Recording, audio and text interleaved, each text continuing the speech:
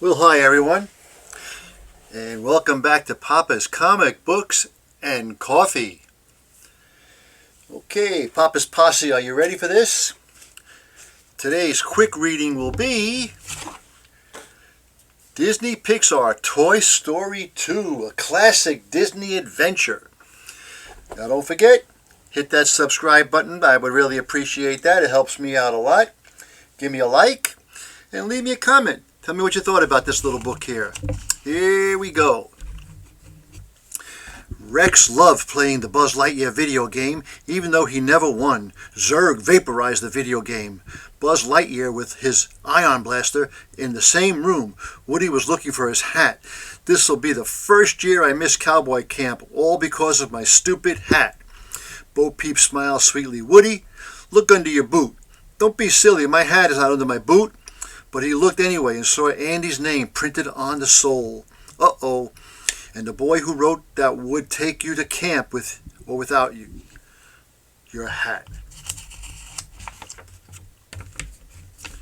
Then Rex accidentally turned on the TV set, and Al's Toy Barn commercial was playing. Al wore a chicken suit, making him look like the chicken in front of his store. We got boots for $1, beanies for $1. We got baseballs, bats, balloons, bicycles, banjos for $1. Buck. And that's cheap, cheap, cheap.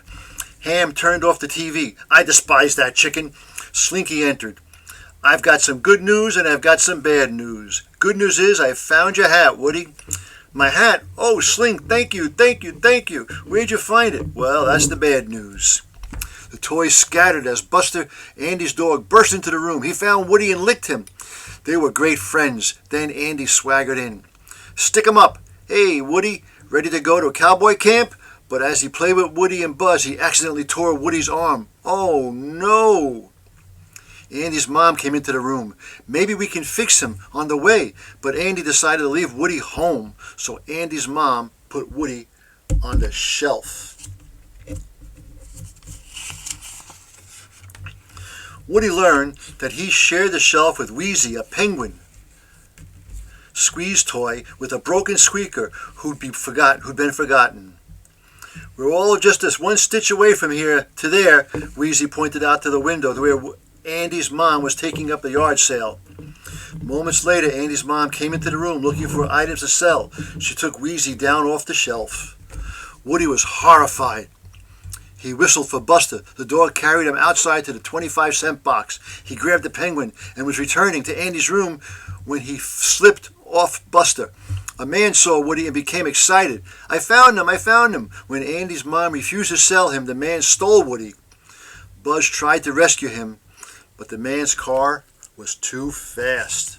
Uh-oh.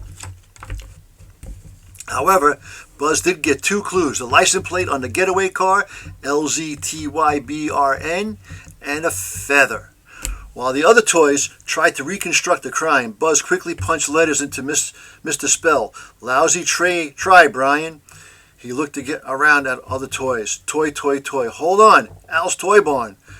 That was it. It was Al from Al's Toy Barn who took Woody. Al had taken Woody to his apartment, but he soon had to leave. Woody looked around for a way to escape. He was trying to open a vent when he was suddenly scooped up by a playhorse named Bullseye. Then a cowgirl named Jessie came out of the storage box.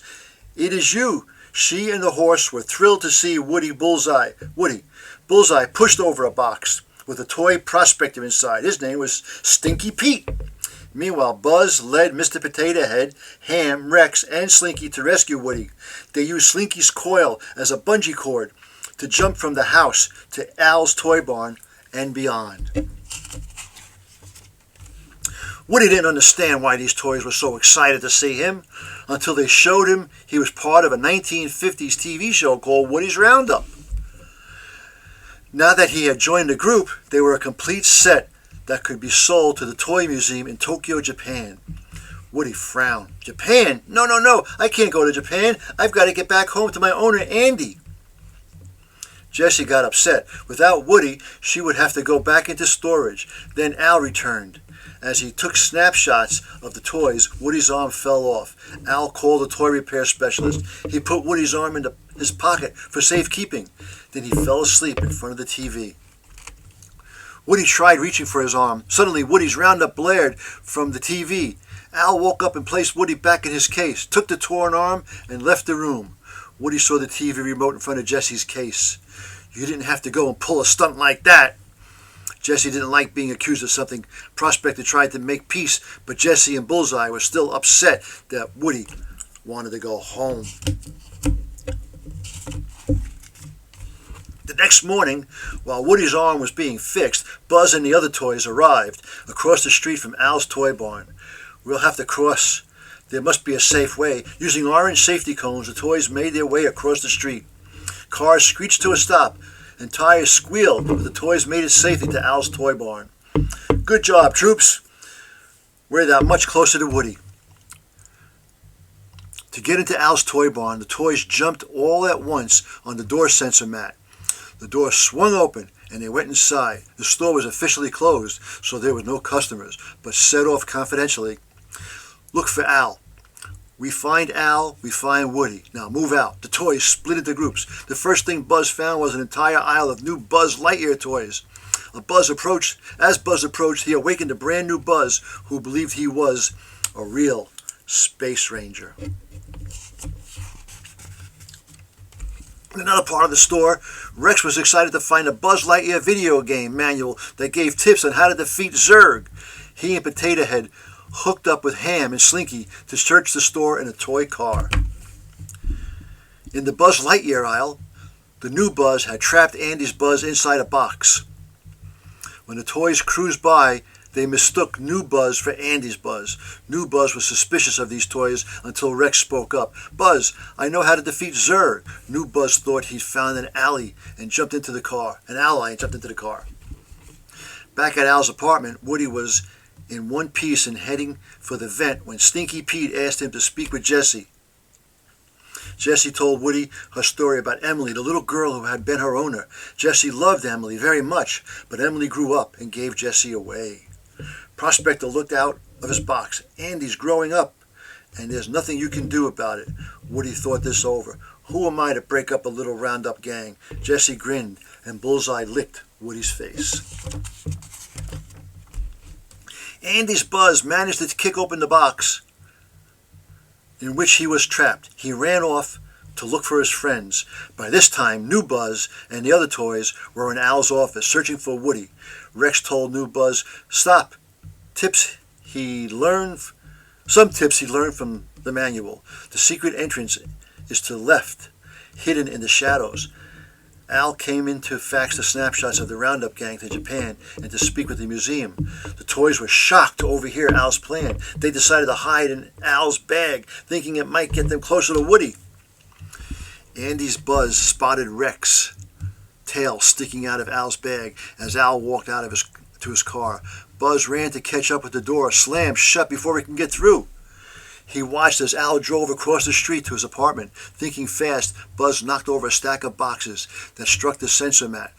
The door opened and Buzz ran after Al. In his hurry, he failed to notice that he had freed Emperor Zurg from one of the boxes. Seeing Buzz across the parking lot, the newly freed Emperor followed in pursuit. "Destroy Buzz Lightyear! Destroy Buzz Lightyear!" Al parked in front of his apartment building, but left his bag in the car. The toys saw him take the elevator to the top as they tried to find a way inside. Then New Buzz found an air vent, just like you said, Lizard Man, in the shadows to the left. "Okay, let's move."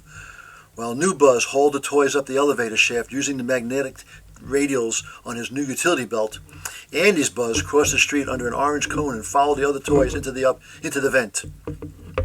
Upstairs, Al prepared the Roundup collection for shipment to Japan. They were thrilled to be going at last. New Buzz continued his climb up the elevator shaft while all of Andy's toys clung to his utility line. Then Rex slipped and pushed all the toys to the end of the line. As New Buzz's strength began to give out, he had an idea. What was I thinking? My anti-gravity servos. Andy's toys knew that New Buzz was just a toy and that the anti-gravity servos on his new utility belt wouldn't work. But New Buzz struck a heroic pose and let off of the wall. The toys cried out and fell. In Al's apartment, Woody, Jesse, and Bullseye were having fun playing. Jesse began to tickle Woody. Please, no, stop. I'm begging you, no more. Luckily, New Buzz and the other toys had fallen into a rising elevator that took them back to Al's apartment. Potato Head looked through the air vent. They're torturing him, Slinky panted. We're here to spring you, Woody. Using Rex as a battering ram, the toys crashed into the room. Woody had to stop the fight.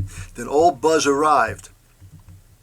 To prove he was original Buzz, he showed everybody Andy's name on the bottom of his boot. Woody, you're in danger here. We need to leave now. Buzz, I can't go. I can't abandon these guys. They need me to get into this museum. Without me, they'll go back into the storage, maybe forever.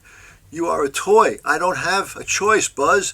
This is my only chance to do what Woody, watch kids from behind glass and never be loved. Some life.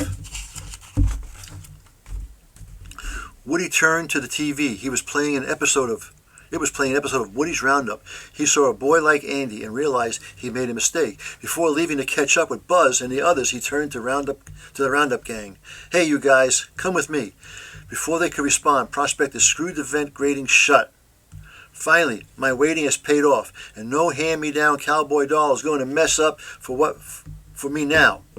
New Buzz and Andy's toys watched helplessly through the vent. Seconds later, Al came back and packed Woody and the Roundup gang in a case. Then he left for the airport. The toys jumped down into the elevator, discovering that Zurg arrived with it. While New Buzz battled with Zurg, Andy's Buzz and the other toys opened the elevator ceiling panel and attempted to rescue Woody. Rex, however, continued to watch the duel between Zurg and New Buzz. Zurg demanded that New Buzz surrender, aiming his ion blaster at the New Buzz's head. Rex turned away. I can't look. His tail knocked Zurg down the elevator shaft. Meanwhile, Slinky stretched as far as he could from the elevator ceiling. Just as he was about to grab Woody, Stinky Pete pulled Woody back into the case. Unaware of the rescue attempt, Al hurried out of the lobby door with his treasures. Buzz and other toys followed, only to see him drive away. But Mr. Potato Head spied an idling Pizza Planet truck and commandeered the truck to chase Al. New Buzz stayed behind. Buzz and the toys followed Al to the airport. Hidden in a pet carrier, they went into the luggage handling area, a maze of conveyor belts, to find Woody's case. At last, Buzz found a case with Woody in it. He opened it and was attacked by Stinky Pete. Woody grabbed the Prospector. Hey, no one does that to my friend. The Prospector tore Woody's arm, but the toys were able to stun Stinky Pete with a flash camera, and they tossed him into the passing backpack. Although Bullseye had managed to escape from the case, Jessie had been loaded on a plane, headed for Japan. Buzz, Woody, and Bullseye went after her. Ride like the wind, Bullseye. Like a cowboy in an old western, Woody rescued Jessie, and the toys returned home. Andy liked Jessie and Bullseye immediately, and Wheezy had a new squeaker. Oh, wow, new toys. Cool, thanks, Mom. Andy ran downstairs. Buzz turned to Woody. You still worried about Andy? Nah, it'll be fun while it lasts. I'm proud of you, cowboy. Besides, when it all ends, I'll have old Buzz Lightyear to keep me company for infinity and beyond. Look for other Disney read-along titles wherever toys and books and audio products are sold. That was a classic Disney story, classic Disney adventures. Share the magic, word-for-word narration to help you, perfect for quiet times. Once again, that was Disney's Pixar Toy Story 2. Buzz Lightyear and Woody are not only Andy's favorite toys, they are also his best friends. To find out how Buzz saves Woody from a terrible fate, read along with me in your book. You will know it's time to turn the page when you hear this sound. Beep, beep. There was no sound. It was just a book. Okay, well, I hope you enjoyed Disney's Pixar's Toy Story 2. Once again, hit that subscribe button. I would really appreciate it. Give me a like and give me a comment. Tell me what you thought about it, okay? And as I always say, that was easy. Until next time, Papa is out.